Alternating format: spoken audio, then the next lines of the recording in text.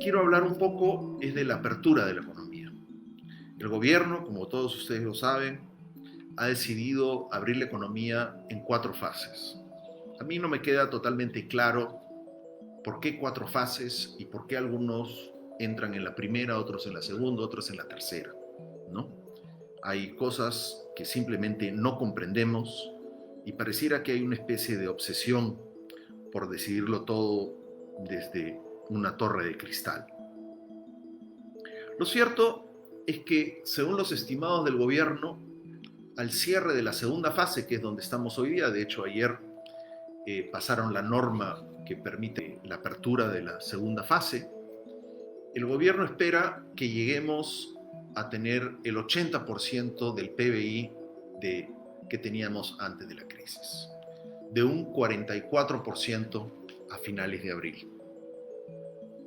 La normativa de la fase 2 yo pienso que hace cambios interesantes, pero no soluciona los problemas de fondo. Lo más importante es que aligera un poco el proceso de aprobaciones. En la fase 1 se tenían que hacer 3 aprobaciones, los protocolos del MINSA, los protocolos del sector y el plan de emergencia de la empresa. Ahora el tercero va a ser automático, pero quedan los otros 2. Yo no quiero aburrirlos, pero veo 3 problemas que me gustaría compartir con ustedes. En primer lugar, encuentro que es un proceso muy cargado de aprobaciones y protocolos innecesarios, en mi opinión. Y lo único que se ha corregido entre la primera fase y la segunda fase es, como le digo, la aprobación del plan de emergencia, que ahora es automático. El segundo es que veo un sesgo preocupante en contra de la empresa privada. Y pienso que dejar fuera a la empresa privada va a generar mucha desconfianza y va a debilitar a la recuperación. Algunos podrán estar desilusionados de algunas empresas por todo lo que ha pasado en la lucha contra la corrupción. Pero lo cierto es que nuestros empresarios han puesto el hombro por este país y lo siguen poniendo. Y los empresarios son los grandes como lo son los pequeños. Y esencialmente es gente que está dispuesta a poner sus ahorros y a apostar por este país para salir adelante. Yo pienso que ese sesgo no debería existir, puesto que solamente la aritmética nos los hace imposible. El 80% de la economía está en manos del sector privado. Entonces, no es que el sector público lo pueda hacer todo solo, y creo que necesitan invitar al sector privado. Me preocupa mucho es el sesgo en contra de las MIPYMES. Cuando les mencionaba las pérdidas de empleo, yo pienso que hay una suerte de sesgo en la normativa en contra de las MIPYMES, porque se piensa que todo lo que es informal es malo, es ilegal. Y yo pienso que eso no es cierto. Lo que tienen nuestros pequeños empresarios, o mejor dicho, lo que no tienen, es capital. Es el acceso precisamente a una serie de beneficios que tiene la gran empresa y la mediana empresa. Les cuestan más los créditos, les cuestan más las aprobaciones, etcétera, etcétera, etcétera. Y creo que ese sesgo, que si bien el gobierno dice que no lo tiene en sus explicaciones y en sus compromisos políticos, pues en la práctica, cuando uno ve la normativa, sí existe, y el propio gobierno lo ha aceptado al hacer correcciones entre el Reactiva 1 y el Reactiva 2. En mi opinión, el gobierno tiene que corregir estos sesgos. Lo más preocupante, en mi opinión, de esta fase de reactivación es la absorción de empleo. Lamentablemente, no tenemos mucha información. Ya les dije más o menos cuántos puestos de trabajo ha perdido la pequeña y mediana empresa, y es muy difícil pensar que vamos a recuperar todos estos empleos en 1 año, en 2, en 3, en 4.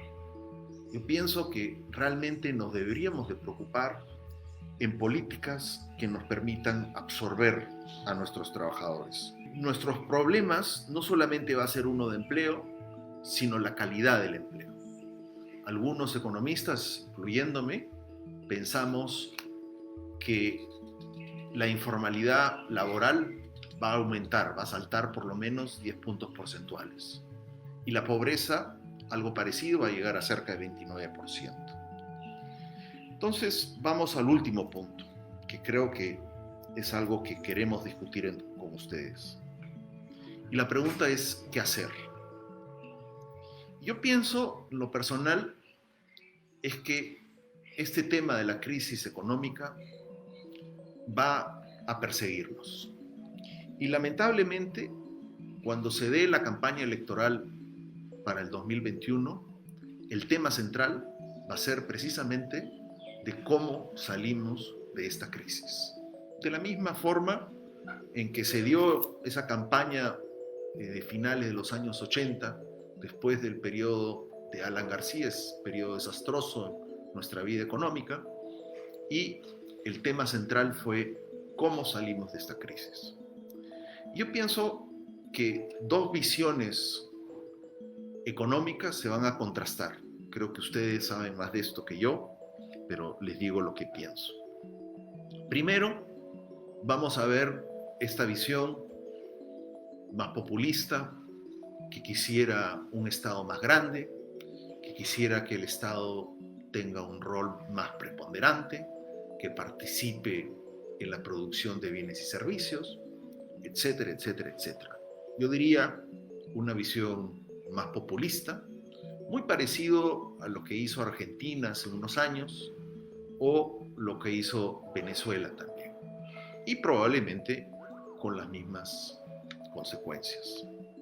La otra, que en mi opinión va en la dirección opuesta, es una propuesta más liberal, una que busque encender los motores de la economía, que busque estimular la productividad, es decir, una apuesta fuerte a favor del sector privado.